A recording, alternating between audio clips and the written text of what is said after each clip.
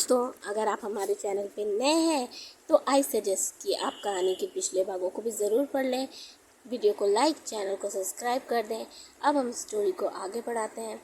तभी आरव तुरंत माही के पास आता है और बहुत प्यार से बोलता है, माही बच्चा, अब मैं आपको नहीं डांटूंगा, आप प्लीज़ मेरे साथ चलिए। तब माही मुस्कुराते हुए बोलती है, ठीक है, मैं चलूँगी। आरव थैंक गॉड यह मान गई, वरना इसको मनाना तो बहुत ही मुश्किल था। तब आरव माही का हाथ पकड़ता है और ले जाने लगता है कि तभी माही उससे बोलती है, एक मिनट, हम अकेले क्यों जा रहे हैं? वह क्यों नहीं चल रहे हैं हमारे साथ? आरव कौन? तभी माही करण के पास जाती है और उसका हाथ पकड़ते हुए बोलती है, आप भी चलिए ना हमारे साथ। करण क्या मैं? आरव तुरंत माही के पास आता है और फिर से उस पर चिल्लाते हुए बोलता है, यह क्या है माही, तुमने उसका हाथ क्यों पकड़ा है? छोड़ो जल्दी। आरव माही का हाथ छुड़ाते हुए अपने करीब खींच लेता है और बोलता है, सिर्फ हम दोनों जाएंगे, ये हमारे साथ नहीं आ सकता, समझी तुम?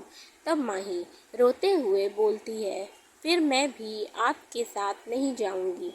आरव ओ गॉड, क्या करूं मैं इस लड़की का? कैसे इसे समझाऊं कि इसका हस्बैंड मैं हूं, ना कि करण? अब आरव माही को गले लगाते हुए बोलता है, माही मेरी बात को समझने की कोशिश करो, मैं जो कह रहा हूँ प्लीज़ उसे मान लो। इधर निशा आरव को माही के गले लगे हुए देखकर गुस्से से बोलती है, यह सब क्या हो रहा है? मैंने तो कुछ और ही सोचा था, पर यहाँ तो कुछ और ही हो रहा है। तभी निधि बोलती है, लगता है तेरा ये प्लान फेल हो गया। निशा तभी मिस्टर आहूजा आरव को ढूंढते हुए उसके पास जाने लगते हैं। उनको आता हुआ देखकर कार्तिक आरव से बोलता है, आरव मिस्टर आहूजा तो यहीं आ रहे हैं, अब क्या करें? कहीं वह भाभी को इस हाल में न देख ले। आरव कार्तिक तुम मिस्टर आहूजा को संभालो, मैं माही को लेकर यहाँ से जा रहा हूँ। तब कार्तिक तुरंत मिस्टर आहूजा के पास जाते हुए बोलता है, हेलो मिस्टर आहूजा, कैसे हैं आप? आहूजा हेलो कार्तिक, मैं ठीक हूँ, एक्चुअली मुझे आरव से बात करनी थी। कार्तिक मुझे आपसे बहुत ज़रूरी बात करनी है मिस्टर आहूजा, आप आरव से बाद में बात कर लीजिएगा प्लीज़। तभी मिस्टर आहूजा, लेकिन कार्तिक मैं। तब कार्तिक उनकी बात को बीच में काटते हुए बोलता है, प्लीज़ मिस्टर आहूजा प्लीज़। तब मिस्टर आहूजा मान जाते हैं, ओके ठीक है चलो। तब कार्तिक उन्हें लेकर वहाँ से चला जाता है। मिस्टर आहूजा जैसे ही जाते हैं वैसे ही आरव माही को गोद में उठा लेता है और जाने लगता है कि तभी माही चिल्लाती है, मुझे नीचे उतारिए मिस्टर आरव, मुझे आपके साथ नहीं जाना, मुझे अभी और यहाँ रहना है। आरव चुप करो तुम, कब से सुन रहा हूँ, नहीं जाना नहीं जाना, अब तो मैं तुम्हें लेकर ही जाऊँगा। करण वहीं खड़ा मुंह बनाए आरव को देख रहा था। आरव करण को इग्नोर करते हुए माही को वहाँ से ले जाता है। निशा तो ये सीन देखकर और भी ज़्यादा जल जाती है और गुस्से से पार्टी छोड़कर चली जाती है। निधि भी उसके साथ उसके पीछे चली जाती है। आरव माही को लाकर कार में बिठाता है और सीट बेल्ट लगाकर खुद ड्राइविंग सीट पर जाकर बैठ जाता है। आरव गाड़ी स्टार्ट करके निकल जाता है। माही मुझे नहीं जाना, आपको समझ नहीं आ रहा, आप बहुत ज़िद्दी हैं, हमेशा अपने मन की करते हैं, मेरी बात भी नहीं सुनते। आरव माही प्लीज़ यार चुप हो जाओ, थोड़ी देर के लिए अपना मुंह बंद नहीं रख सकती तुम? आरव की डांट की वजह से माही रोने लगती है और रोते हुए बोलती है, आपने मुझे फिर से डांटा, आप बहुत बुरे हो, इसीलिए मैं आपके साथ नहीं जाना चाहती थी। तभी आरव माही को रोता हुआ देखकर बोलता है, अरे तुम रोने क्यों लगी? मैं तुम्हें डांट नहीं रहा था, मैं तो बस तुम्हें बोल रहा था, प्लीज़ चुप हो जाओ, रोना बंद करो। देखो, अगर तुम चुप हो गई तो मैं तुम्हें कल दूसरी पार्टी में लेकर जाऊंगा। ये सुनकर माही तुरंत चुप हो जाती है और खुश होते हुए बोलती है, सच्ची आप मुझे लेकर जाएंगे ना? आरव, हाँ ज़रूर लेकर जाऊंगा, बस तुम अब रोना बंद करो, ओके। तब वह खुश होते हुए बोलती है, ओके अब मैं नहीं रोऊंगी। आरव मन में बोलता है, थैंक गॉड कि ये चुप हो गई। बाप रे, नशे की हालत में ये बिल्कुल बच्चे की तरह बिहेव कर रही है। ऐसे में इसे संभालना तो और भी ज़्यादा मुश्किल है। इधर कार्तिक पार्टी को संभाल लेता है। माही के न होने की वजह से करण भी वहाँ नहीं रुकता। आरव और माही के जाने के बाद वह भी वहाँ से चला जाता है। बहुत सारे गेस्ट भी जा चुके थे। पार्टी भी लगभग खत्म हो चुकी थी। इधर माही को भी नींद आ जाती है तो वह आरव के कंधे पर सर रखकर सो जाती है। एक पल के लिए आरव माही को देखता है तो बस देखता ही रह जाता है।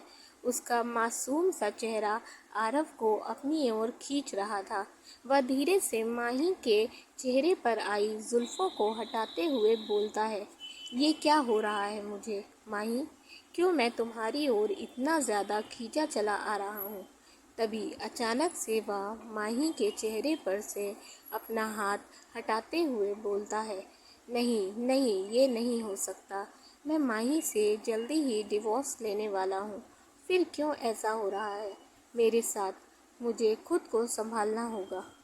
फिर वह माही को लेकर थोड़ी देर में घर पहुँच जाता है। आरव घर का दरवाज़ा खोलता है और माही को गोद में उठाकर सीढ़ियाँ चढ़कर ऊपर रूम में लेकर जाता है और उसे धीरे से बेड पर लिटा देता है। उसके बाद वह चेंज करके आता है और अपनी चादर और तकिया उठाता है और जाकर सोफे पर सो जाता है। अगले दिन आरव जल्दी उठ जाता है और ऑफिस के लिए रेडी होने लगता है कि तभी माही की नींद खुलती है। उसके सिर में बहुत तेज़ दर्द हो रहा था। वह अपने सिर को पकड़कर बोलती है, ओह मेरा सर दर्द से फटा जा रहा है। तभी आरव बोलता है, ये लो दवा खा लो, ठीक हो जाएगा। मैं अभी तुम्हारा ब्रेकफास्ट ऊपर भिजवा देता हूँ।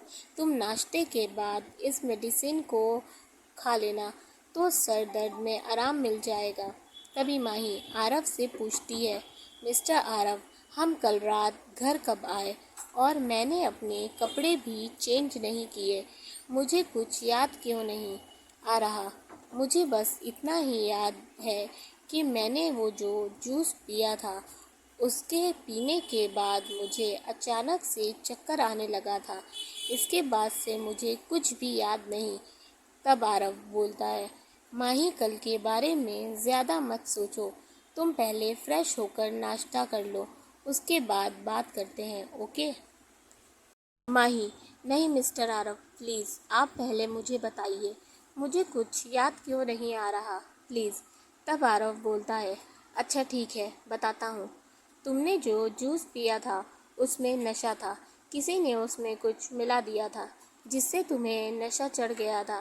तभी माही बोलती है, मिस्टर आरव, मैंने नशे की हालत में कोई गड़बड़ तो नहीं करी? आरव मन में सोचता है, क्यों ना माही को थोड़ा परेशान करूं। वैसे भी कल इसने मुझे कितना परेशान किया। माही, क्या हुआ मिस्टर आरव? आप कुछ बोल क्यों नहीं रहे?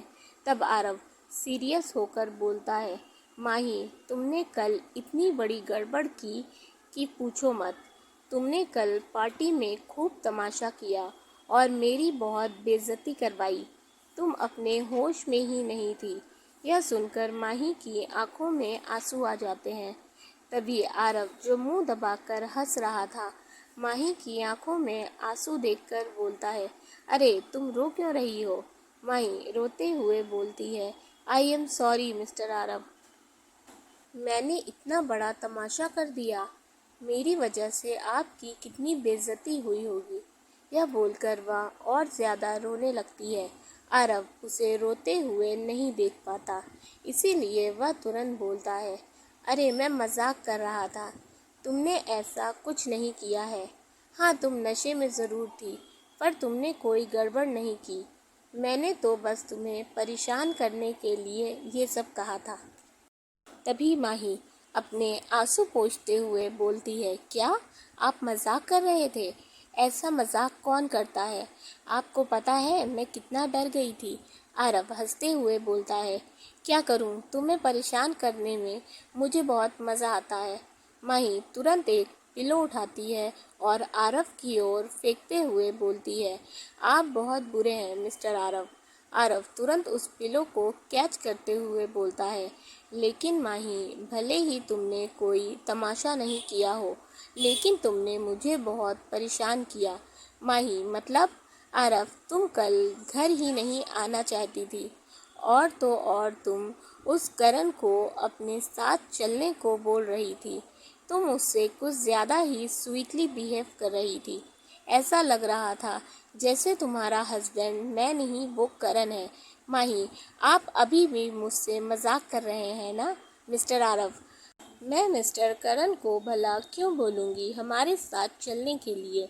आरव, इस बार मैं कोई मजाक नहीं कर रहा हूँ, एकदम सच बोल रहा हूँ। माही, लेकिन मैं ऐसा क्यों करूँगी? आरव, मुझे क्या पता।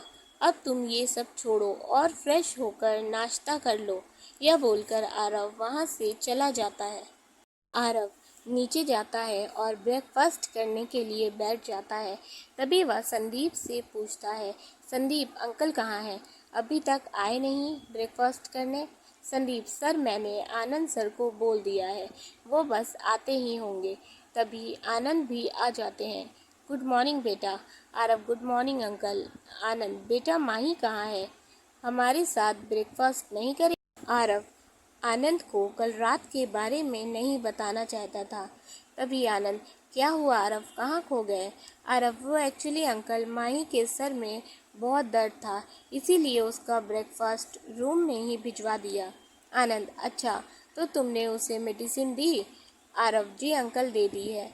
वैसे अंकल, मुझे आपसे कुछ बात करनी है। आनंद, मुझे पता है आरव कि तुम्हें मुझसे किस बारे में बात करनी है। देखो बेटा, मैं तुम्हें ज़्यादा तो नहीं बता सकता, पर इतना ज़रूर बता सकता हूँ कि हर्षवर्धन सिंघानिया से मेरी नहीं बनती। कुछ ऐसी बातें हुई हैं पास्ट में जो बहुत पेनफुल थी, इसीलिए मैं दोबारा उस बात को नहीं निकालना चाहता। आरव, लेकिन अंकल, सिंघानिया सर से आपका क्या रिश्ता है? आप दोनों को देखकर ऐसा लगता है कि जैसे आप दोनों की दुश्मनी बहुत पुरानी है। प्लीज़ अंकल, मुझे बताइए, मुझे जानना है। आनंद, प्लीज़ आरव, ज़िद मत करो, मैं तुम्हें इस बारे में कुछ नहीं बता सकता। आरव, पर क्यों अंकल, आप मुझे क्यों नहीं बता सकते?